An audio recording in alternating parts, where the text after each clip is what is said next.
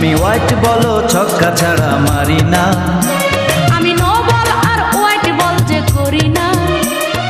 বলের ধাক্কায় পড়ে যাবে তোমার হাতের ওই ব্যাট, তোমায় নিয়ে খেলবো আমি টেস্ট প্রেমের ক্রিকেট, তোমায় নিয়ে খেলবো আমি টেস্ট প্রেমের ক্রিকেট।